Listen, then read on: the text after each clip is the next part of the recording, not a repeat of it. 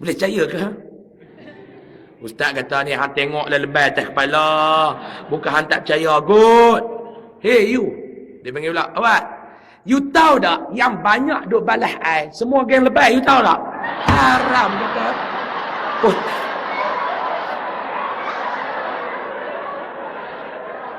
Ni geng lebay kali percaya orang ni. Geng kepala hitam tak apa? Geng kepala hitam. Ketenatang pun dah ni. Ustaz pun kata mampu ambil arah lah. Ustaz pun masuk dalam jabat. Dia panggil pula, hey you. Kita beralih anak nak tampar lagi. You jaga you. Kalau I call you, you tak angkat, you lari. I cari you, kalau I jumpa, mati lah. Dia nak isap kita, aku tak isap. Tak tua, tahu. Ni kata pondah ni. Duk masuk dalam bilik pengantin tu orang perempuan, orang lelaki tak peduli.